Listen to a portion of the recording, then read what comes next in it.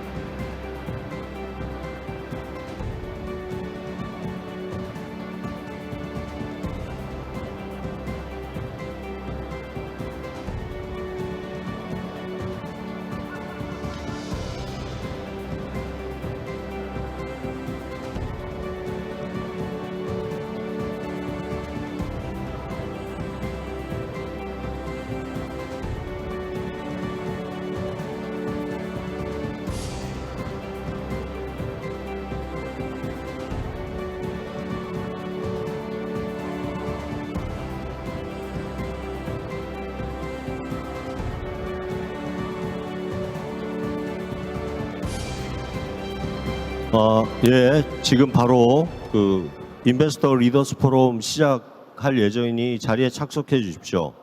그리고 참고로 본 행사는 영어로 진행이 되며 동시통역 서비스를 제공하고 있습니다. 통역이 필요하신 분들께서는 수신기의 채널을 고정하여 주시기 바랍니다. 영어는 채널 3, 한국어는 4번입니다. 수신기가 없으시거나 사용에 어려움이 있으신 분들은 주변 안내 요원의 도움을 받으시기 바랍니다. 그리고 행사 종료 후에는 사용하실 수신기를 출구에서 반납하여 주십시오.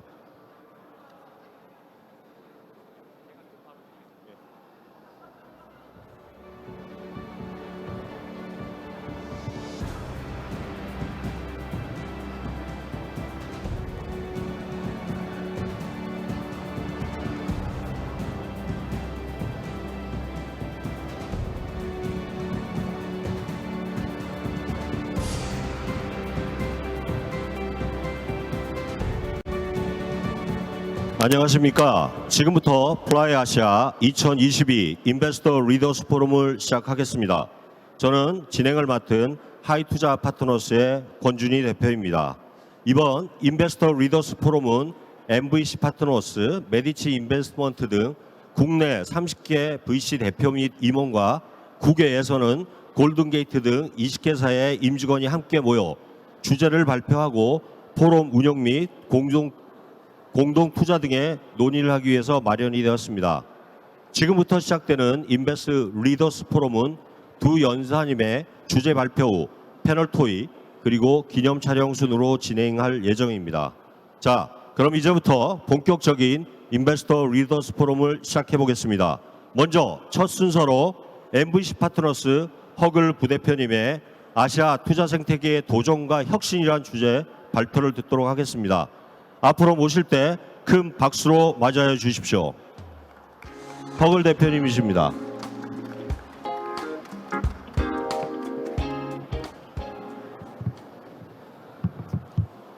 Hi everyone. Thank you for 안녕하십니까. 오늘 이 자리에 함께 해주셔서 감사합니다.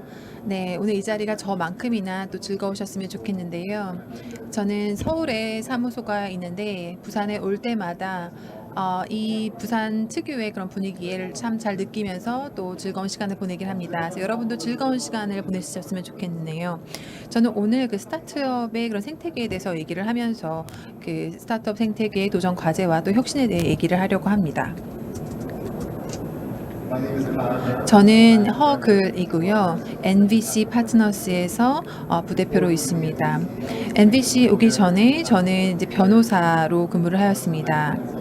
그리고 매니지먼트 컨설턴트로서 맥킨지와 보스턴 컨설팅 그룹에서 일을 했고, 또 NBC에 오기 전에 저는 어떤 법무적인 그런 컨설팅을 하는 역할을 했었습니다. 그래서 다양한 분들을 많이 만났었죠.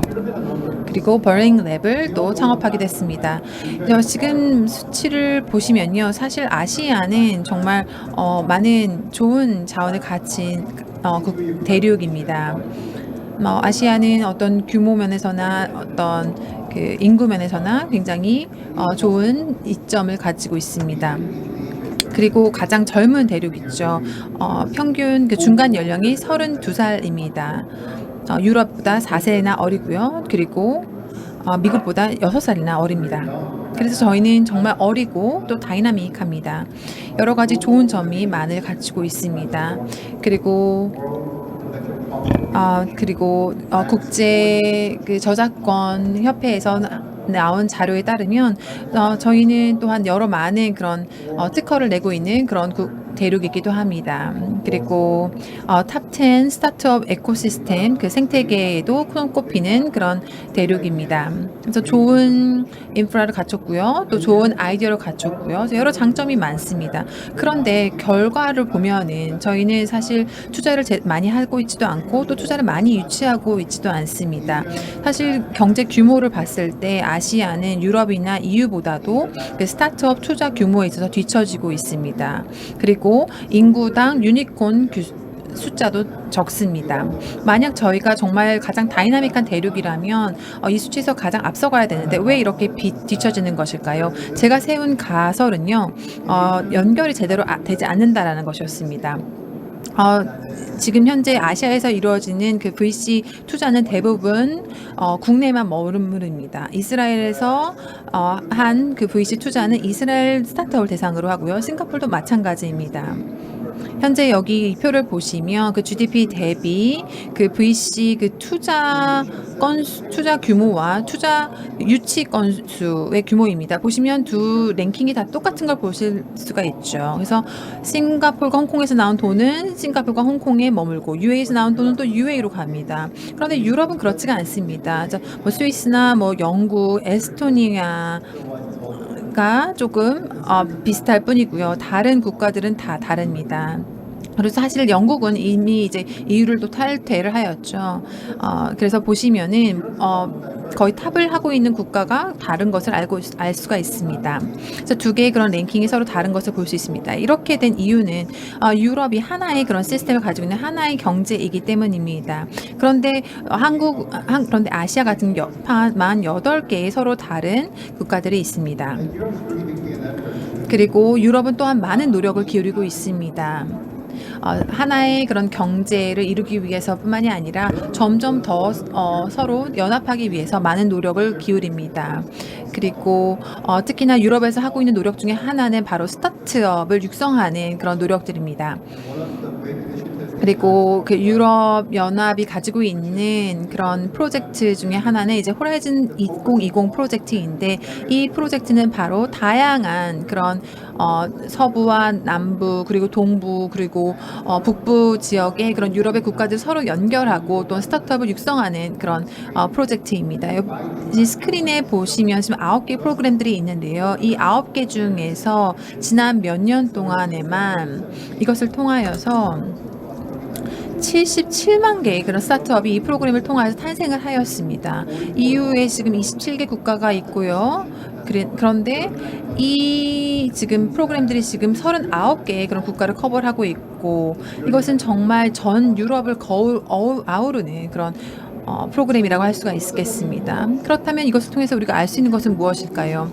여러분이 아시아의 그 스타트업 생태계라고 이제 구글을 검색을 하시면 사실 연관 있는 그 검색어를 찾지 못하실 결과물을 찾지 못하실 겁니다. 왜냐하면 벤처 캐피털 업계에서는 사실 아시아 그런 스타트업 생태계라는 단어는 그렇게 사용하지가 않습니다. 아시아에서 나온 돈은 그냥 아시아에 머무릅니다. 그리고 동남아에서는 또 생태계는 굉장히 다르고요. 그런데 이제 동남아시아에서의 그런 생태계가 현재 계속 변하고 있고 또 글로벌화가 되고 있습니다. 그렇다면 현재 우리가 정말 이 아시아는 정말 크고 매력적인 그런 대륙인데 그리고 49개국이 정말 속해 있는 어느 다른 대륙과도 비교할 수 없는 이런 대륙인데 어떻게 하면 될까요? 무엇이 필요할까요? 우리는 벤처 캐피털과 스타트업 그리고 민관이 함께 서로에게 다가가서 협력하는 그런 시스템이 필요합니다. 이를 통해서 우리가 48개국을 연결하여서 45억 명의 사람을 연결할 수 있는 방법을 찾아야 합니다. 이를 통해서 하나의 생태계, 정말 스타트업에 도움이 되는 생태계를 만들어서 미국과 유럽에 대적할 수 있는 그런 생태계를 만들어야 할 것입니다. 이것을 통해서 우리가 가지고 있는 정말 좋은 아이디어 그리고 좋은 그 사람들, 인력을 우리가 활용을 할 수 있어야 할 것입니다. 네, 이것이 제 발표의 끝이고요. 네, 경청해 주셔서 감사합니다. 감사합니다. 허글 대표님. 첫 번째 주제 발표 잘 들었습니다. 잠시 중간에 두 번째 그 주제 발표에 앞서서 부산광역시 이준승 디지털경제혁신실장님께서 축하의 말씀을 전달하기 위해서 이 자리에 와 계십니다. 뜨거운 박수로 환영해 주시기 바랍니다.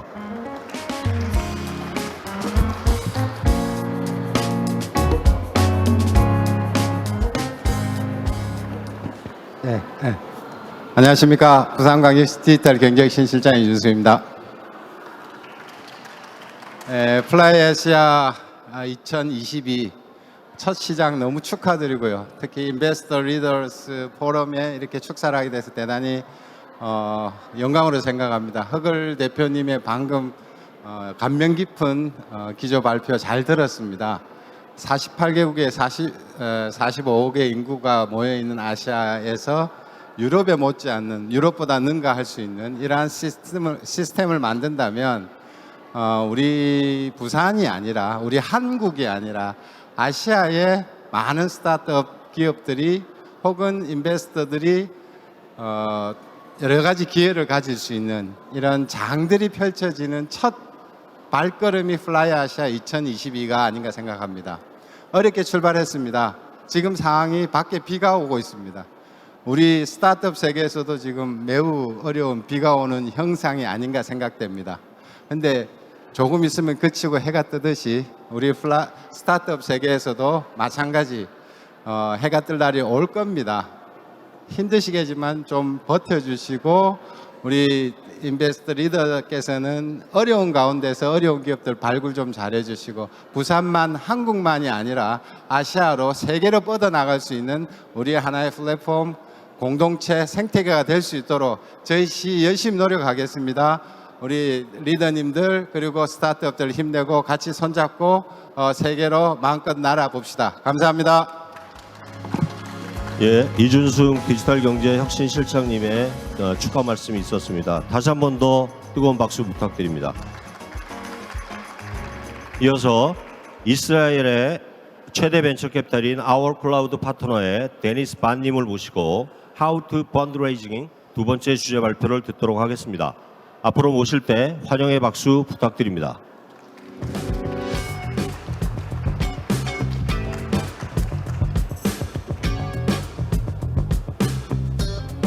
Okay. 안녕하세요 and hello. 안녕하십니까? 샬롬. 네, 이스라엘에서는 샬롬이라고 인사를 합니다. 제가 항상 혁신에 대해서 이야기를 할 때마다 그리고 또 AI에 대해서 얘기할 때마다 디펙트에 대해서 이야기할 때마다 항상 제가 이야기를 드리는 것이 있습니다. 사람들은 그럼 이런 얘기 하지 마세요라고 저렇게 얘기를 합니다. 왜냐하면요. 왜냐하면 저는 앞으로 20에서 뭐 18, 그 20 몇 개월 안에 어떤 일이 일어날까에 대해서 이야기를 할 때 사람들은 닷컴 이다 노가 다시 시작될 것인가라고 이야기를 합니다. 제 생각은 그렇지 않습니다. 닷컴 이다 오는 다시 오는 것은 아니고요. 다만 경기 침체가 있을 것이고 양극화가 있을 것입니다. 이미 그 공부 시장에서는 일어났습니다. 정말 다스닥이 정말로 50% 이상 폭락하는 그런 결과가 일어났고요. 주식시장에서는요. 그리고 또한 작년에 주요한 IPO들이 이미 다 훨씬 더 낮은 그 가격으로 보이고 있습니다. 제 생각에는요. 그 레이 스테이지에 있는 기업들은 정말 어려운 시간을 겪을 것이고, 그리고 아마도 자금을 조달하는 데 있어서 더 많은 힘든 시간을 겪을 것이고, IPO도 좀 힘들 것이고, 그리고 또한 조건 합의서도 다시 한번 취소가 되거나 재협상을 해야 될 것이거나, 아니면 다음 라운드가 있을 것이고, 자금을 조달하는 데 정말 많은 힘든 그런 시간이 있을 것입니다. 앞으로 한 그 3개월 정도엔 전 세계적으로 이러한 현상이 일어날 것이라고 생각을 합니다. 하지만 정말 흥미로운 것은요, 아직 그 투자의 얼리 스테이지에 있는 그러한 그 기업들은요, 실제로 더 많은 자금을 조달하게 될 것입니다. 그 이유 중에 하나는요, 이렇게 다음과 같습니다. 대부분 사람들이 이런 이야기를 하지 않는데요. 사실 처음에는 이제 주식시장에서 시작된 일이었습니다. 굉장히 재미있는 그런 그래프가 있는데요. 지금 보시는 것처럼 기본적으로 이 그래프는 어떤 의미냐면요. 처음에는요, 투자자들이 조건을 결정했습니다. 우리 전문적으로 투자는 우리가 그 실사를 진행을 해서 기업의 가치를 정하고 얼마를 투자할지 정했던 것입니다. 하지만 지난 2년간 어떻게 진행되는지 한번 보십시오. 지난 2년간은요, 특히나 2021년에는요, 스타트업들이 정말로 결정하게 된 것입니다. 여러분이 기억하면 정말로 훌륭합니다. 아주 운이 좋으셨습니다. 왜냐하면 저희한테는 정말 끔찍하지만 그 실제 기업하신 분들에게는 좋은 시간이었던 것입니다. 많은 그 투자자들이 더 이상 투자할 때에 그 보호 조항들을 넣지 않아서 굉장히 취약한 그런 모습을 가지게 되었습니다. 제 생각에는요, 그 프라이빗 마켓에서는요, 사실 그 이 두 가지가 연결이 되어 있지 않은 상황입니다. 프라이빗 마켓에서는요, 아직도 그 스타트업들이 굉장히 행복한 상황에 처해 있습니다. 즉, 퍼블릭 마켓에서는 밸류에이션이 일어나면서 가치가 많이 하락했지만, 그 프라이빗 마켓은 그렇지 않습니다. 하지만 아마도 6개월에서 9개월 이후면은 아마도 프라이빗 마켓도 비슷한 모습을 취할 거라고 생각을 합니다. 왜냐하면 그 시간적 차이가 있으니까요. 작년에 굉장히 많은 투자가 이루어졌기 때문에 아마 그 앞으로 12개월에서 15개월 정도에는 많은 것들이 반영이 될 것이고요.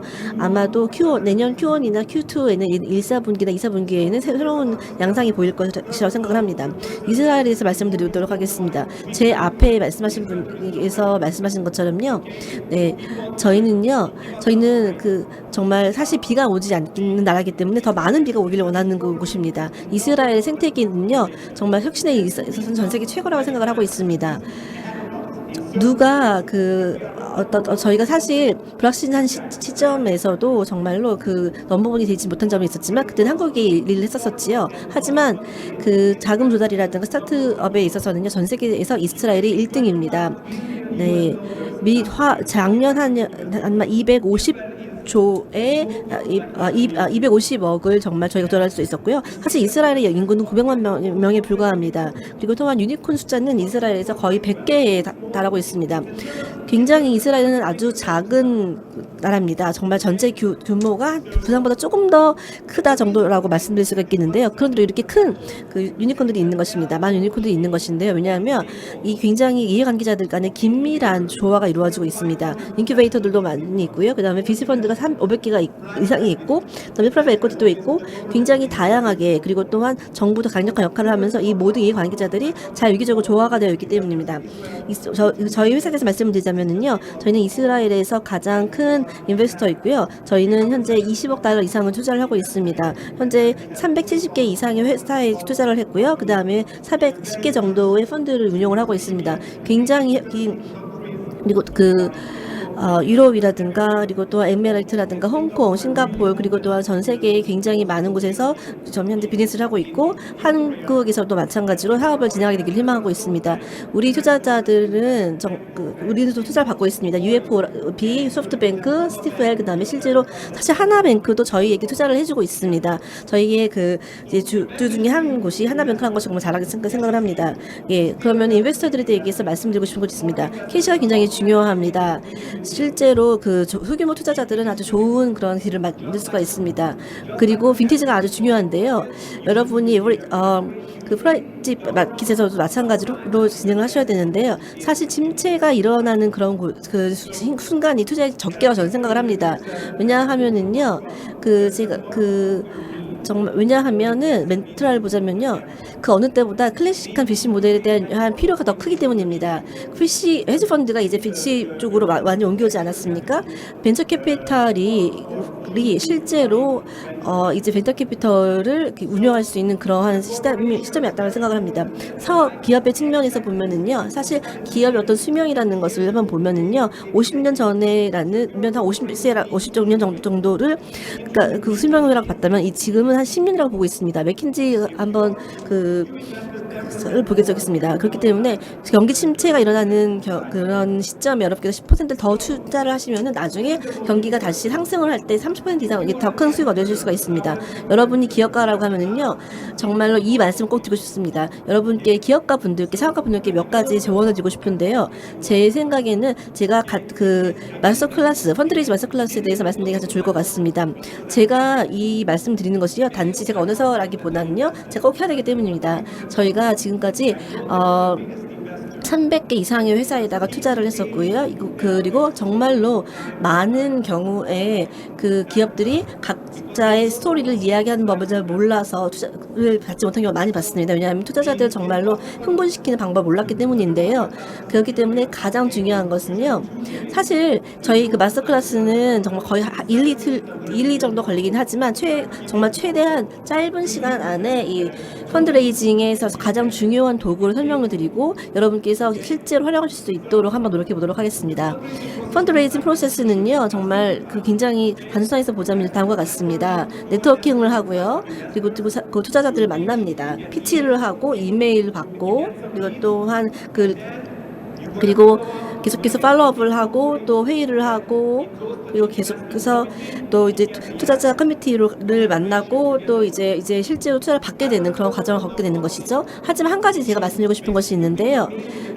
가장 중요한 것은 일단 네트워킹입니다. 여러분이 이제 오늘 하고 있는 것이 바로 네트워킹이죠. 그러면은 언제 펀드레이징 하기가 가장 쉬울까요? 사실 제가 그렇게 돈 들 필요가 없을 정도로 펀드레이징 그렇게 어렵지는 않습니다. 이곳에 정말 많은 분들이 계시지 않습니까? 여러분이 기업가라고 하면, 사업가라고 하면은요, 명함을 가지고 여기 와 계신 이 분들과 함께 교류를 하시고 네트워킹 하시기 바랍니다. 여러분이 여러 번 그 상업을 하신 분이라고 하시면은요, 지난번 회사를 몇백만 달러에 파신 적이 있다라고 하면요, 저도 여러분 회사에 관심이 있습니다. 만약에 실제로 거래가 일어나는, 예를 들어서 뭐 1,000만 달러 정도의 뭐 매출이 나는 그러한 아니면 500만 달러 정도의 IR이 나는 기업을 가지고 있다고 하면은 저도 여러분 회사에 관심이 있습니다. 이런 경우라면은 사실 자금 조달이 어렵지가 않습니다. 일주일 중에 한두 개 정도 조건만 충족해도 쉬워요. 하지만 대부분의 경우는 그렇지 않습니다. 저도 여러분과 같은 그런 환경이 있었습니다. 제가 처음에 기업가였을 때는요, 어떻게 제가 그럼 자금 조달을 했을까요? 일단은 정말로 설득력 있고 정말 흥미로운 그런 이야기를 만들어내야 됩니다. 사람들은 다 기술이 중요하다고 생각하는데요. 기술보다는 제일 중요한 것은요, 스토리를 만들어내는 것이 가장 중요합니다. 이것이 가장 핵심이고요. 가장 중요한 슬라이드입니다. 여러분은요, 정말 밸리데이터라고 하는 것을 만들어내면 됩니다. 즉, 여러분이 생각하기에 투자자들에게 안심을 시켜줄 수 있는 그런 내용들, 즉 투자자들이 스스로 연관 지을 수 있는 그런 내용들을 만들어내야 되는 것입니다. 실제 여러분이 자기 자본 투자를 하고 있는가? 왜냐하면 여러분이 그렇다고 하면 저는 여러분의 이야기 들을 거거든요. 여러분이 추상 경력이 있는가? 그럼 제가 여러분의 이야기 잘 듣게 되겠죠? 베타 테스트라든가 POC, 기념 증명을 했는가? 이런 내용들이 여러분이 갖고 있는 스토리에 들어가야만 되는 것입니다. 잠깐 10분 동안 기회를 드리도록 하겠습니다. 투자자들이 만약에 여러분이 이 세 가지 충족하지 못하면 투자자들이 가장 무엇에 신경을 쓸까요? 그러면 한 1분 정도 생각해 보시기 바랍니다. 이 세 가지 조건을 충족시키지 못한다고 하면은요, 그러면 투자자들이 무엇을 바라볼까요? 저희가 사실 스타트업에 그리고 가장 처음으로 이제 창업을 하신 분들에게 투자를 할 때 기업 투자자들이 가장 중요하게 생각하는 게 무엇일까요? 잠깐 시간을 드리겠습니다. 한번 생각해 보십시오. 첫 번째는요, 진실성입니다.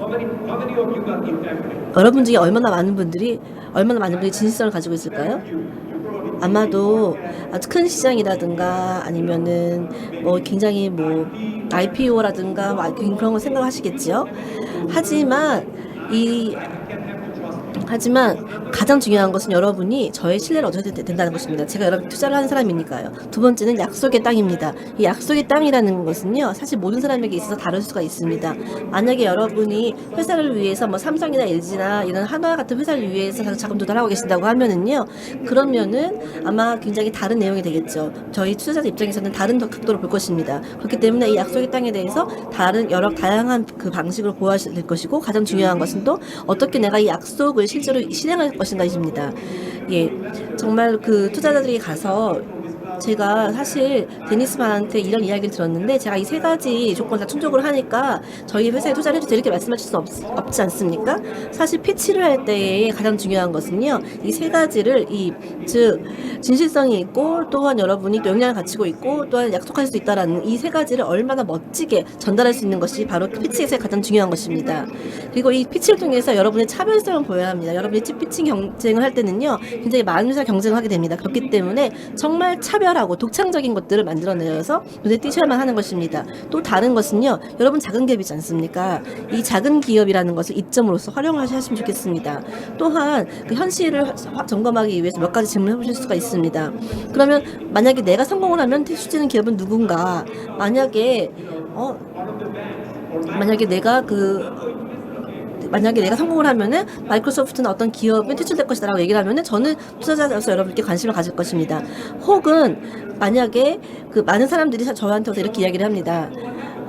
성공하게 되면은 어떤 일이 생길까요? 사실 여러분이 성공하게 되면 그 다음에 어떤 일이 생길까지 반드시 생각해 보셔야 되는 것입니다. 왜냐하면 많은 기업가들이 솔루션과에만 생각을 하지 문제가 무엇인지 생각을 하지 않습니다. 하지만 솔루션은요, 계속 바뀔 것입니다. 하지만 문제는 계속해서 그 자리에 있겠죠. 그렇기 때문에 문제에 집중하셔야만 되고요. 사실 성공이 굉장히 다양하게 저희가 정의해 볼 수가 있습니다. 예를 들어서 성공은 큰 가치를 많은 사람들에게 오랜 시간 동안 제공해 줄 수 있다는 것입니다. 여러분이 이것에 집중하시면 좋겠습니다. 그러면요, 한 가지 지금부터 실습을 해보도록 하겠습니다. 사진을 찍어서 나중에 저한테 보내주셨으면 좋겠습니다. 여러분이 기업가라면요, 아마 실습을 통해서 정말로 피칭을 위한 가장 최고의 연습을 해보실 수 있을 것입니다. 지금 5번째 건에 나와 있지 않은데요. 사실 제가 정말 수천 명의 기업가들을 하버드라든가 켈로그라든가 전 세계에서 정말 많은 시간 동안 교육을 시켰습니다. 그런데 첫 번째 것이 무엇인지에 대해서 잘 모르는 사람이 너무나도 많았습니다. 가장 중요한 부분이고요.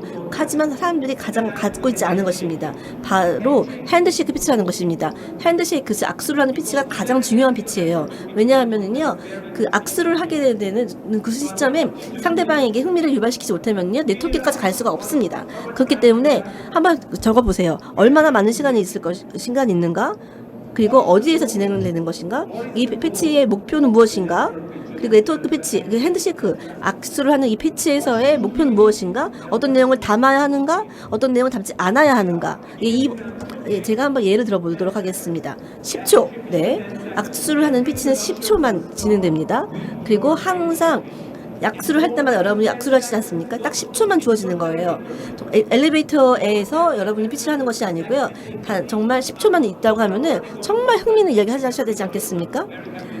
정말 사실 저는 굉장히 행복하게 결혼 생활을 하고 있습니다만, 하지만 정말로 그런 어떤 유혹의 순간이라는 것이 있지 않습니까? 이런 것처럼 사실 투자자들은 흥미가 없으면 정말 3초 만에 그냥 떠나버리고도 맙니다. 사실 제가 오늘 예를 들어서 제가 오늘 50명 만난다라고 하면은요, 투자자로서 그 중에서 한 3명 정도만 제 기억에 남을 것입니다. 그렇기 때문에 정말 흥미로운 이야기를 10초 안에 하실 수 있어야만 하는 것입니다. 네, 그러면은 핸드쉐이크 피치를 한 이유는요, 여러분이 이야기를 할 수 있는 그런 기회를 얻기 위한 것입니다. 이 악수를 하는 피치에서는요, 사실 마켓이라든가 기술에서 말씀을 하는 것이 아니고요, 다만 더 많은 이야기 듣고 싶어요라는 이야기를 이끌어내는 것이 여러분의 목표입니다. 그렇기 때문에 정말 한 가지 아주 흥미로운 키워드 하나만 말씀하셔도 됩니다. 그 다른 모든 것들은 이 그 30초 안에 10초 안에 넣으시면 안 되고요.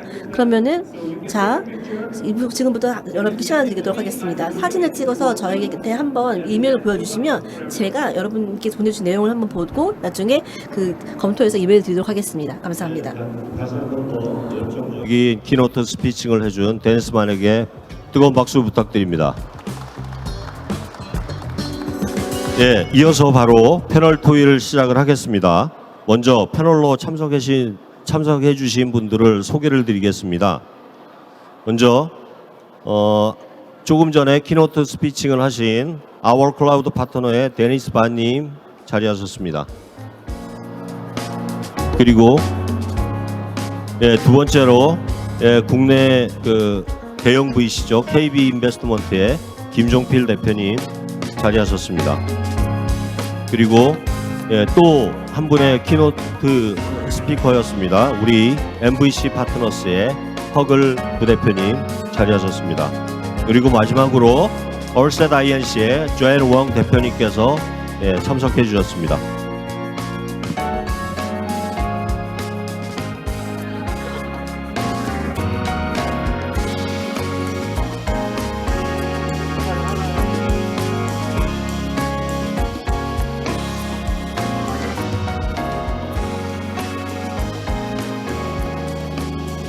Take a seat, please. 앉아 주십시오. Take a seat.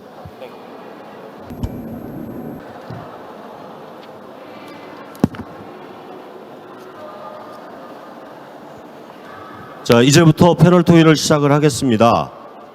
저는 오늘 패널 토론, 오늘 플라이 아시아 2022에서 인베스터 리더스 포럼 패널 토론의 모더레이터 역할을 맡은 하이투자 파트너스 권준입니다.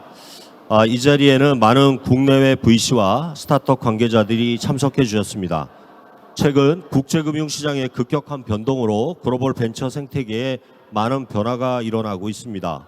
이러한 변화가 국내를 포함한 아시아 벤처 생태계에 미치는 영향과 이를 극복하기 위해서 어떠한 대응 방안 모색이 필요한지를 국내외 주요 VC들의 통찰을 통해서 알아보도록 하겠습니다. 먼저 패널 토론에 참석한 패널들을 소개하겠습니다.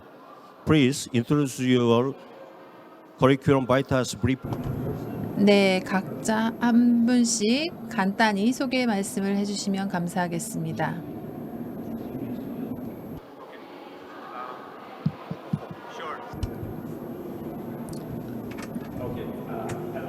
예, 안녕하세요. 다시 인사드립니다. 저는 데니스 벤이고요.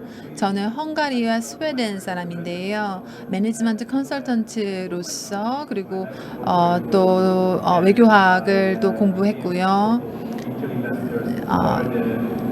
그러다가 제가 이제 캐피털 투자자로서 커리어를 시작을 하게 되었습니다. 그래서 저희가 그런 다음에 또 실리콘밸리로도 또 이동을 했고요. 그리고 10년 전에 제가 이 이스라엘에 와서 현재 지금 회사에서 함께 일을 하고 있습니다. 그리고 이것을 제가 지금 아웃크라우드를 설립하면서 거의 전 세계에서 거의 이스라엘 중점이긴 하지만 전 세계에서 가장 큰 그런 VC 회사가 되었습니다. 저에 대한 소개보다도 저희 회사 간단하게 말씀드리겠습니다. 다 잘 아시겠지만 KB 금융지주 산하에 있는 벤처캐피탈 전문 운용사입니다. 현재 저희 2조 후반대 AUM 운용하고 있습니다. 영어로는 2.2 빌리언 달러 그 정도 될 것 같고요. 한 400여 개 업체 골고루 성장 기업들의 포트폴리오를 구성하고 있습니다. 네, 늘 성장 기업 스타트업들에 대해서 관심 있게 지켜보고 있고 또 파트너십에 대해서 늘 열망하고 있는 회사입니다. 감사합니다. 예, 이어서 우리 허글 부대표님. 네, 안녕하세요. 허글입니다. 아까 프레젠테이션 할 때도 잠시 말씀드렸지만 저는 원래 변호사로 교육을 받고 변호사 생활을 하다가 그 뒤로 전략 컨설턴트 맥킨지와 BCG에서 둘 다 있었고요. 그리고 MBC 조인하기 직전에는 베링랩이라는 인공지능 리걸테크 스타트업을 창업했었습니다. 그리고 지금은 투자회사에서 부대표로 있고요.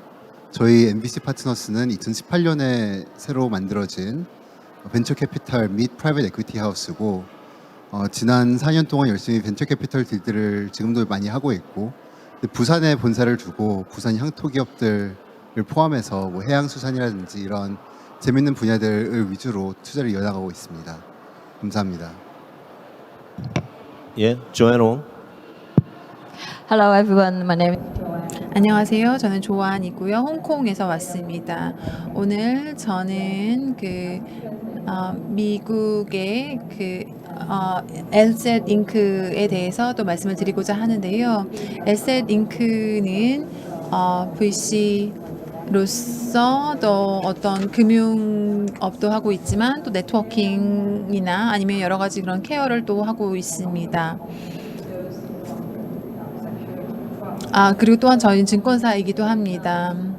오늘 저는 이렇게 초대를 받아서 오늘 이 자리에 와서 또 스타트업에 그런 투자하는 것에 대해서 나누게 돼서 매우 기쁘게 생각하고요. 저는 또 홍콩에 있는 또 다른 회사에서 한 15년 동안 함께 일을 하고 있는데요. 특히나 아시아, 특히나 이제 홍콩주를 중점적으로 이제 투자를 하고 있는 그런 부분입니다.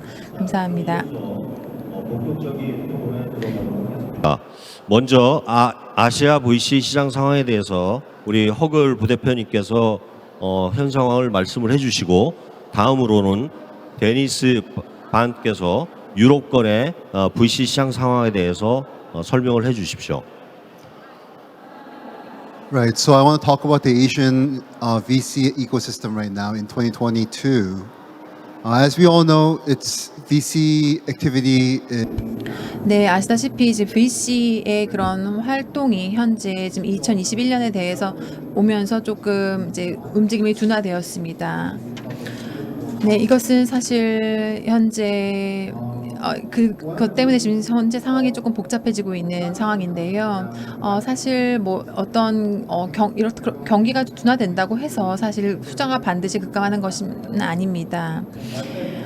하지만 현재의 그런 상황을 본다면 그 벤처 캐피털 같은 경우에는 특히 LP 같은 경우에는 LP가 바로 이제 벤처 캐피털이 이제 펀드를 가져오는 곳인데요. 이들은 보다 안정적인 그런 수익을 원합니다. 그 결과 현재 벤처 캐피털들이 조금 조심스러운 상황입니다. 그래서 특히나 그 산업군 중에서 지난 그 5년 동안 많은 그런 투자를 했던 어떤 AI나 아니면 플랫폼 그런 기업들의 스타트업에 투자하는 것을 조금 이제 꺼리고 있는 상황입니다. 왜냐하면 아시다시피 현재 많은 그런 진보가 있었고 또 많은 그런 잠재력이 있었지만 현재 앞으로의 그런 한 15년을 는 보다 더 B2B의 산업이 더 점유를 하게 될 것으로 보입니다. 그래서 뭐 EV나 아니면 또 개인 그 모빌리티 산업이 중점을 이룰 것으로 보여지고요. 그리고 그렇기 때문에 어떤 금융 그 퍼포먼스를 본다면 어떤 앞으로 단기적으로는 이런 움직임이 있을 것으로 보입니다. 네, 저도 정말 방금 말씀하신 부분에 굉장히 동의를 하는 바입니다. 지금 아시아 상황을 나눠주셨지만 사실 전 세계적으로 볼 수 있는 그런 현상이고요. 네, 저희가 지금 경험하고 있는 것은 제가 프레젠테이션에 보여드렸다시피 그런 이제 둔화되는 수치들을 볼 수 있는데요. 하지만 확신하는 것은 이것은 정말 큰 그 벤처 캐피털들을 위한 기회다라고 생각을 하고 싶습니다. 전 세계는 다시 한번 정말 전문적인 VC를 필요로 하게 됩니다. VC는 이걸 동물이라고 표현해도 될지 모르겠지만 굉장히 독특한 차별화된 동물입니다. 굉장히 딜리전스를 가지고 있고요. 어떤 헤지 펀드나 뭐 그런 것과 구별이 됩니다. 뭐 벤처 캐피탈에서 좋은 투자자라고 해서 좋은 투자자라는 것을 어떤 그 숫자만 보고 알 수가 있는 것은 아닙니다. 그래서 사실 가장 중요한 것은 벤처 캐피털들이 지난 2년 동안 굉장히 다른 모습을 보였고 그리고 또 그 결과 B2B가 앞으로 쪽의 그런 트렌드를 주도하게 될 것이라는 것입니다. 특히나 이제 이스라엘 같은 경우는 B2C에 굉장히 특화가 되어 있는데요. 왜냐하면 저희는 이제 파트너를 이제 보기를 원하고 그래서 이제 B2C를 이제 선호를 합니다. 그래서 저희는 하지만 저희 회사 같은 경우는 계속 B2B에 또 강점을 보였기 때문에 또 앞으로 그 부분이 주요할 것이라고 보입니다. 드리도록 하겠습니다. 전 세계적으로 지금 고금리와 하이 인플레이션 영향으로 인해서 공공 및 민간 시장의 시장 침체가 일어나고 있습니다. 또 이로 인해서 아시아의 스타트업 또는 벤처 캐피탈의 생태계에도 영향이 많습니다. 향후 아시아의 벤처 캐피탈 시장 전망을 김종필 대표님과 조앤 웡에게 여쭤보도록 하겠습니다. 먼저 김종필 대표님. 네, 통역해 주시는 분이 한국말로 말씀드리겠습니다. 정말 알고 싶은 답이지 않습니까? 어떻게 될지. 근데 지금은 오히려 언제가 바닥일까라는 퀘스천을 더 많이 하는 것 같습니다. 지금 저희가 직면한 거는 근 10년 이내 처음인 것 같습니다. 걱정스러운 거는 저희 업의 심사역으로 활동하시는 분 중에 이런 상황들, 이렇게 고금리가 가파르게 진행된 상황을 경험해 보신 분이 많으실까라는 궁금증 갖게 되고요. 그만큼 저희 투자 쪽에서도 겪어보지 않았던 상황입니다. 이미 3분기에 글로벌 세상 맞는 것 같습니다. 글로벌이 다 떨어졌더라고요. 한국도 투자 부분이 40% 넘게 빠졌습니다. 네. 아까 우리 피칭에서 모아둔 돈들이 좀 있기 때문에 밸류에이션 조정에 좀 타임렉이 있을 거란 말씀하셨는데요. 또 다른 시각으로 보면 내년도 펀드레이징에 대해서 저희 운용사들이, 저희 투자 회사들이 가지는 두려움 또한 만만치 않거든요. 그러면은 내년도에 우리는 얼마나 펀드레이징을 할 수 있을까라는 걱정이 있기 때문에 내년도 투자 역시 얼마나 적극적일까, 이런 또 연결되는 걱정이 있습니다. 이런 걸 다 고려해 보면 지금 매크로의 회복이 언제일까라는 제가 말씀드리기 어려운 질문보다는, 질문에 대한 답변보다는 내년도쯤이 바닥일까, 아니면 그 바닥이 저희 이 스타트업에 투자하는 신에서는 조금 더 길어질까라는 굉장히 큰 고민을 하게 되고요. 그지만 저희가 늘 이런 어려움의 시간들을 슬기롭게 극복을 했습니다. 그 이유는 저희 벤처 생태계에 투자하는 타임 스케줄이 다른 어떤 투자 부분보다도 길지 않습니까? 저희는 분명히 슬기롭게 이 골짜기를 또 이겨낼 거라고 믿고요. 다만 희망을 갖되 굉장히 꼼꼼하고 현실적인 대응이 필요한 시기 같습니다. 네. 조앤. Hello. So, 네, 지난 몇 년 동안에요. 사실 모든 것이 다 침체를 겪고 있습니다. 다 이제 둔화가 되고 있죠. 홍콩, 유럽, 아시아 너나 할 것 없이 다 그렇습니다. 그리고 또 실물 경제력도 또 많은 어려움을 겪으면서 많은 회사들이 여러 가지 프로젝트를 또 그만두고 또 캔슬을 했습니다. 지난 몇 달 동안에요. 사실 저희는 여러 가지 다른 프로그램을 또 생각을 하고 있는데요. 그런데 또 환율이 또 문제가 되고 있습니다. 예, 그래서 사실 미국 달러가 굉장히 강세이기 때문에 미국 회사들 그리고 미국 투자 회사, 우리 회사 같은 경우에도 굉장히 좋은 그런 기회들을 아시아에서 특히나 일본이나 한국에서 보고 있습니다. 왜냐하면 일본과 지금 한국의 그런 화폐 가치가 낮아졌기 때문이죠. 그래서 이것이 좋은 또 효과를 내고 있습니다. 그리고 대부분의 그런 기업들이 또 투자자로서는 더 많은 그런 디테일에 또 집중을 하고 있습니다. 그리고 더 장기적인 그런 투자를 선호합니다. 방금 얘기가 나왔었는데요. 그리고 또 일상생활에 굉장히 관련 있는 그런 투자를 원합니다. 그래서 매일 그런 사용하는 것에 대한 투자인가, 헬스케어나 아니면 뭐 정말 그 건강과 관련된 그런 보건과 관련된 그런 아이템에 대한 그런 투자에 또 초점을 맞추고 있습니다. 그래서 저는 물론 어떤 그 투자자들이 물론 투자처를 찾는 것이 쉽진 않겠지만 그래도 여러분이 방금 얘기 나왔던 그런 부분에 좀 초점을 맞추면 어떨까 싶습니다. 그 투자자들이 스타트업 회사를 찾고 있습니다. 그런데 좀 더 디테일한 그런 세부적인 것을 요구를 합니다. 그리고 컨텐츠가 더 디테일하기를 원합니다. 그런 단순한 그런 프레젠테이션뿐만이 아니라 보다 더 깊이 알기를 원합니다.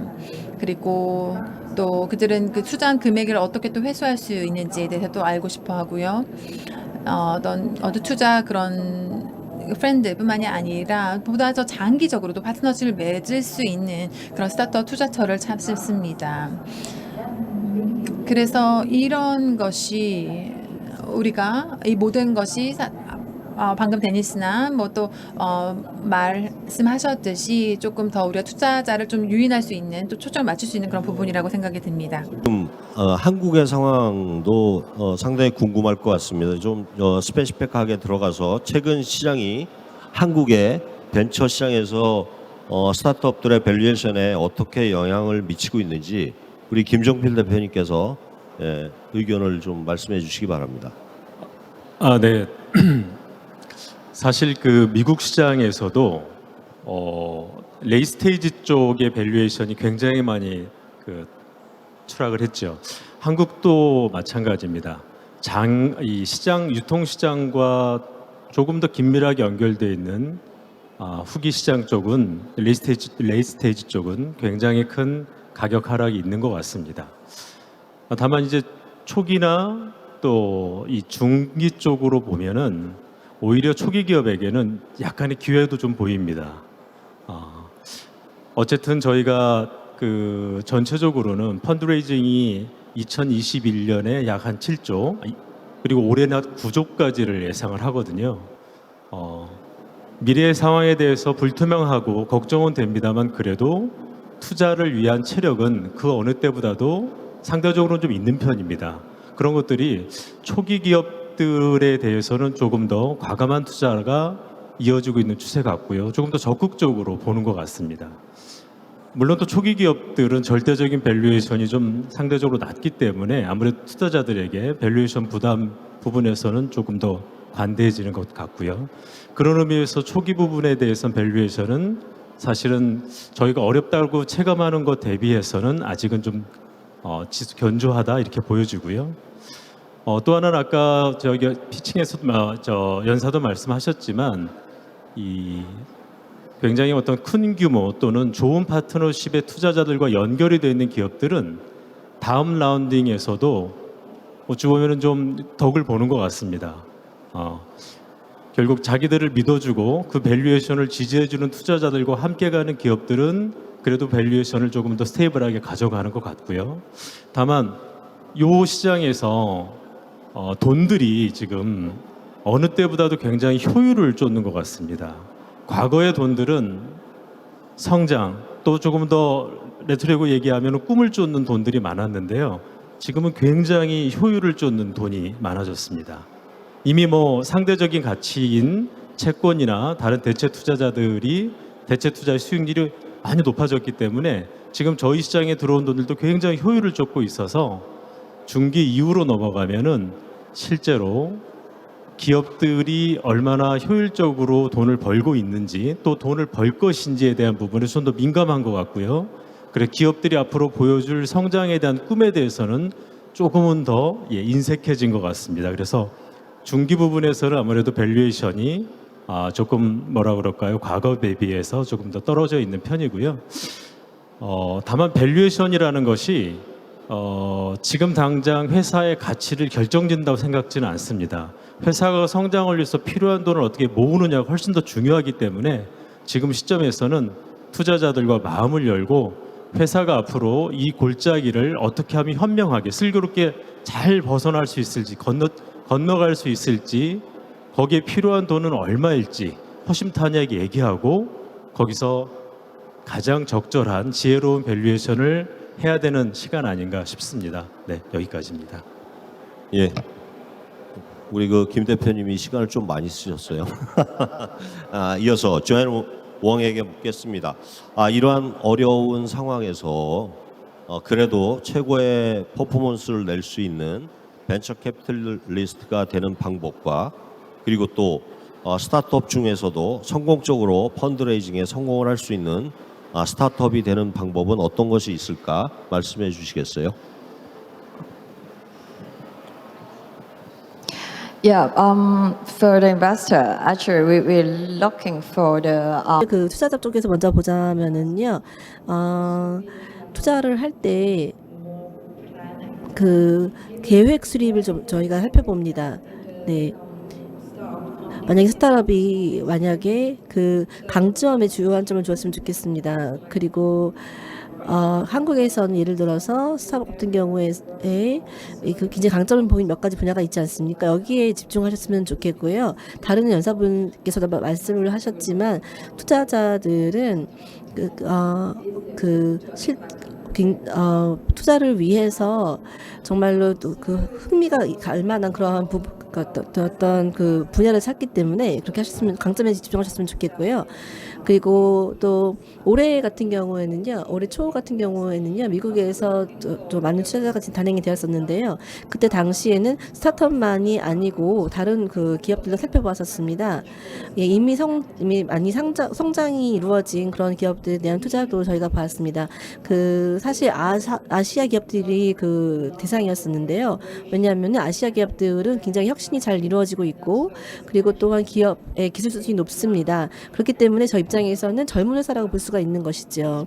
그래서 충분히 그 잠재력을 다 발휘하지 않았다라고 저희 생각하고 있기 때문에 그렇고요. 예, 저 지금 현재 부산에서 하고 있는 이러한 행사를 통해서 여러분께서는 그 투자자들과 정말 긴밀한 연계를 가질 수 있을 것이구나 생각을 합니다. 사실 투자자 입장에서는 이런 식으로 그 정말 많은 그 상업가들을 만날 수 있는 기회가 많지 않습니까? 정말 저희가 뭐 슈퍼마켓에 가서 물건 고르듯이 할 수는 없는 거니까요. 그렇기 때문에 이러한 행사가 좀 더 많이 개최가 되었으면 좋겠고요. 이런 행사를 통해서 정말 그 어떤 그 네트워킹이 이루어지고 또한 투자자들이 투자할 수 있는 그런 분야에 노출이 되었으면 좋겠습니다. 또한 스타트업 기업 같은 경우에는요, 또 마칭을 할 수가 있지 않습니까? 이런 프로젝트를 통해서요. 그렇기 때문에 그 플랫폼이 굉장히 중요하다라고 생각을 합니다.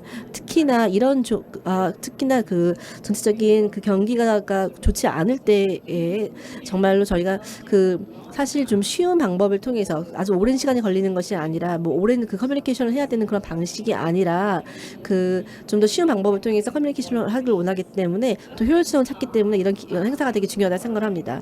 세계가 변하고 있고 시장이 변하고 있습니다. 그리고 그 저희의 사고도 변하고 있습니다. 그렇기 때문에 이러한 그 행사를 통해서 모든 사람들이 한 곳에 모여서 실제로 효율적으로 서로 이렇게 네트워킹을 하면서 커넥트를 할 수 있을 거라 생각을 합니다. 그리고 아직 큰 시장이 스타트업들에게 남아 있기 때문에 정말 멈추지 마시길 바라고요. 미래를 추구하시길 바라고 더 많은 투자 기회를 놓치지 않으시길 바라겠습니다. 감사합니다. 또 물어보겠습니다. 이스라엘은 세계에서 가장 발전된 스타트업 생태계를 보유하고 있는 나라입니다. 성공적이고 건강한 스타트업 생태계 구축을 위해서 지금 아시아 국가들이 이스라엘로부터 벤치마킹할 수 있는 성공 요인은 무엇이 있을까요?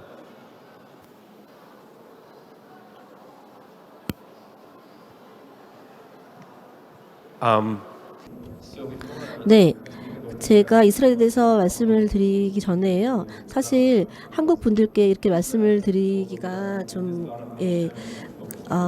사실 조금 약간 주저함이 있었습니다. 왜냐하면 이스라엘은요, 전 세계적으로 이노베이션 허브이긴 하지만 저희가 그 삼성이라든가 현대 같은 그런 이 기아 같은 큰 저희가 기업을 만들어낸지는 좀 없습니다. LG도 마찬가지고요. 저희는요, 정말 아무것도 없는 곳에서 만들어내는 것에는 굉장히 잘 하지만, 즉 0에서 1까지는 가지만 또 0에서 2까지도 갈 수 있지만 0에서 10, 0에서 20, 20 이렇게 더 큰 발전 이루기 위해서는요, 저희가 갈 길이 많이 있다고 생각합니다. 그렇기 때문에 저희가 좀 겸손한 마음을 가지고 질문에 대답을 해야 될 것 같습니다.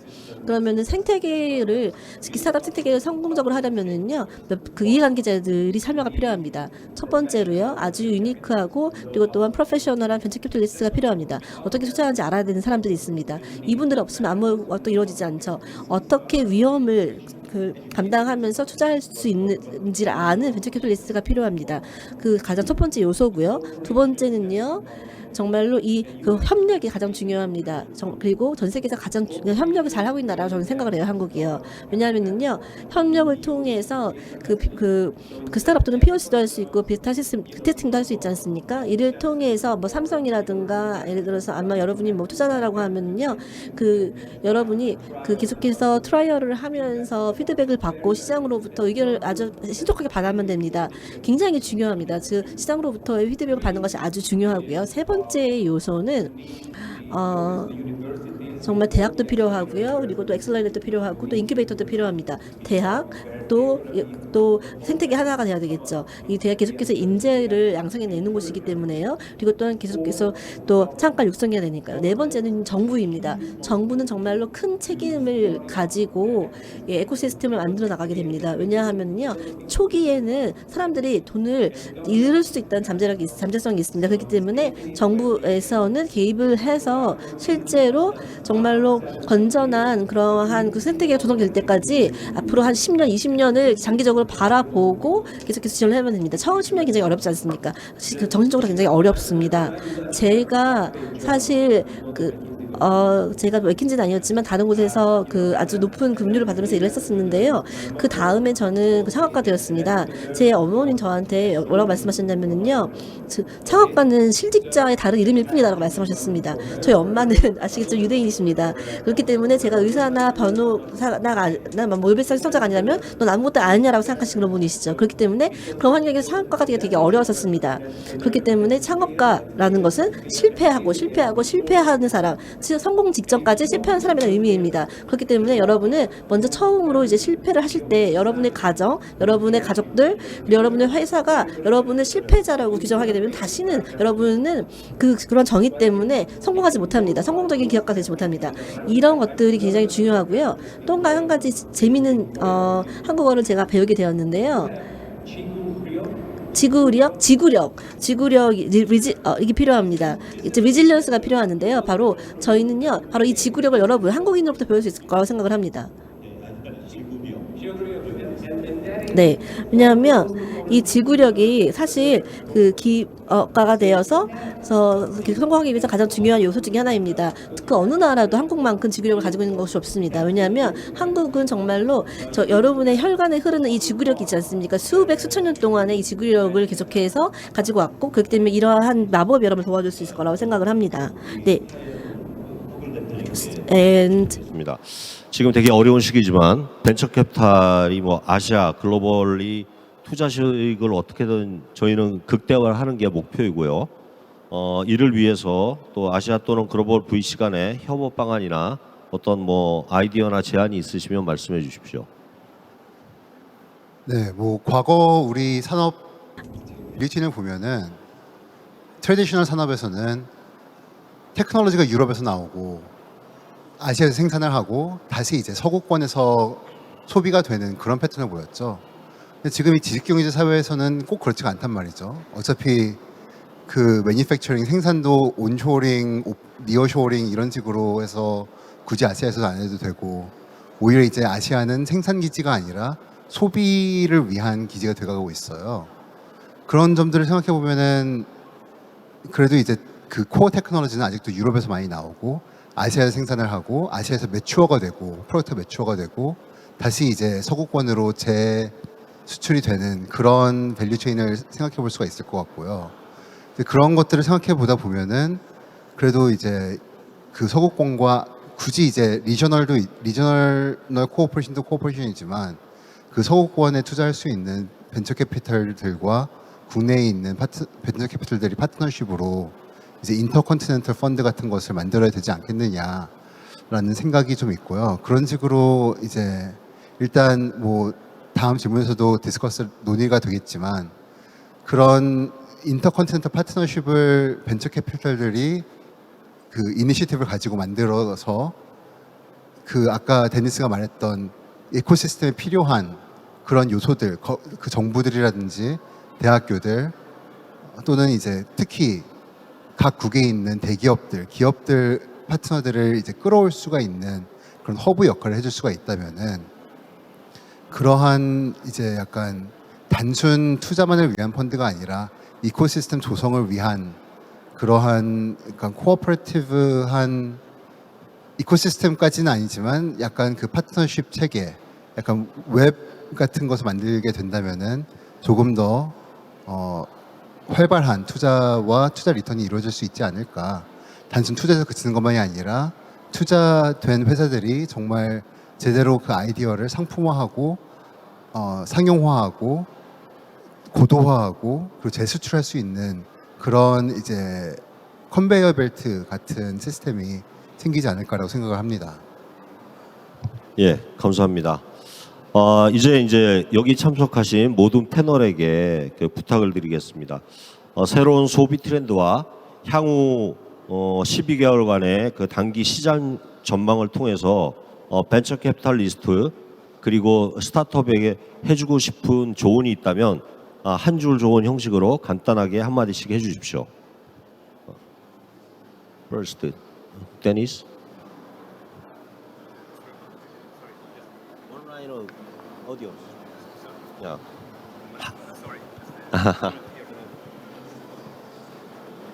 다시 한 번 더 질문을 드릴게요. 그러니까 Everyone, please give the audience a one line-up advice to take advantage of new consumer trend or a bit outlook in the next 12 months ahead.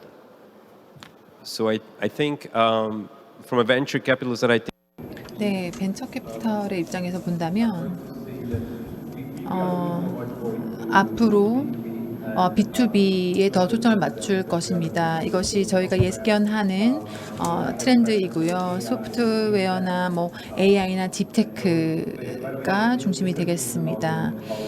그런데 사실 이 부문이 저희가 지난 10년 동안 또 가장 기본적으로 초점을 맞췄던 부분이기 때문에 저희는 이제 앞으로는 이제 뭐 투자 전략에 대해서는 큰 변화가 저희는 없을 것입니다. 소통하십시오. 어렵다고 혼자서 고민하시지 말고 움츠러드시지 말고 투자자 그리고 여러분의 파트너들과 계속 소통하십시오. 네. 카일 대표님. 네, 뭐 계속 데니스와 저도 B2B가 살 길이다라고 말씀을 드렸지만 B2C를 이미 하고 계신 분들은 뭐 어쩔 수가 없는 거잖아요. 근데 B2C가 살아남기 위해서는 사실 지난 2, 3년 좀 길게 보면은 되게 서비스가 커스터머 익스피리언스가 되게 프리미엄화 됐어요. 그러면서 이제 퀵커머스 2-3시간 배송을 위해서 그렇게도 싫어하던 배송비를 6,000원, 8,000원씩 내기도 하고 그 택시 같은 것도 빨리 잡기 위해서 지금 뭐 몇만 원씩 웃돈을 주고 택시를 타기도 하고요. 근데 이제 경제 자체가 꼭 이제 투자 시장만이 아니라 경제 자체가 얼어붙기 시작하면서 소비자들은 이런 돈을 내기 힘들 거란 말이죠. 그렇지만 그 소비자들이 서비스에서 기대하는 프리미엄 익스피리언스에 대한 기대치는 내려가진 않을 거라고 생각을 합니다. 그래서 이제 B2C가 시장에서 살아남기 위해서는 어떻게 해서 어떻게든 그 소비자의 프리미엄 익스피리언스에 대한 니즈를 맞추면서 그 바텀 라인을 사수할 수 있는지가 정말 큰 챌린지일 거라고 생각을 합니다. 조엘? Yeah, so for the we focus on investment. So for us, 네, 저 VC에 초점을 맞춰서 말씀을 드린다면 사실 저희의 그런 초점, 저희 자체는 변하지 않겠지만 저희는 이제 투자자로서 앞으로 조금 더 이제 까다로워질 것입니다. 그래서 초반부터 이제 검토를 할 때 굉장히 까다로워질 것이고요. 그리고 저희가 초점을 맞추는 것은 이제 강점이 될 것입니다. 그래서 여러분 그 R&D에 또 초점을 맞추셨으면 좋겠고요. 그리고 이제는 저 자금을 조달할 수 있는 그런 빠른 길은 없습니다. 그래서 앞으로는 앞으로는 차별화를 해야 되고 그리고 다른 경쟁사와 또 차별화돼서 여러분이 잘하는 점을 더 발굴을 하고 어필을 해야 할 것입니다. 그리고 또 저는 이것이 또 앞으로 시작하면서 앞으로 또 기회를 또 노려봐야 한다고 생각을 합니다. 이것은 저희에게도 적용이 되는 것인데요. 왜냐하면 시작하는 그런 투자자는 스타트업처럼 앞으로 또 어려운 그런 시기를 또 맞게 될 것입니다. 그래서 스타트업들은 앞으로 좀 이제 기회를 좀 노리고 좀 기다리는 그런 부분이 필요할 것이고요. 이건 투자자들도 초기 투자자들 같은 경우는 이런 시간이 필요할 것입니다. 그리고 얘기 나왔듯이 이제 서로 소통을 많이 하시고요. 감사합니다. 다가가고 있는데요. 마지막으로 또 모든 패널께 여쭙겠습니다. 아시아 또는 글로벌 스타트업과 VC의 더 나은 그 생태계를 구축을 하기 위해서 여러분들이 할 수 있는 역할과 책임 등에 대한 이야기를 한마디씩 부탁드리겠습니다. 데니스, you got it? We would love to play a 네, 저희가 하길 원하는 그런 저희는 역할을 여기서 하기를 원합니다. 네, 그리고 많은 그런 한국의 그런 투자자들, LP나 이런 분들이 이제 저희 쪽으로 오는 것도 좋지만 또 저희도 또 한국에 진출하기 원하고요. 또 여러 좋은 친구들과 또 파트너들과 함께 일을 하면서 환경을 구축했으면 좋겠습니다. 그리고 또 여러 좋은 아이디어를 서로 교환할 수 있을 것이라 생각을 합니다. 저희가 가진 아이디어들이 또 한국의 그런 정서에도 또 맞고 또 한국 분들이 또 스케일업 할 수 있는 그런 아이디어일 수도 있고요. 또 한국의 스타트업이 가지고 있는 그런 스토리가 또 이스라엘에서 또 해봤을 때 또 좋은 것이 있을 수 있기 때문에 이런 식의 교류를 원합니다.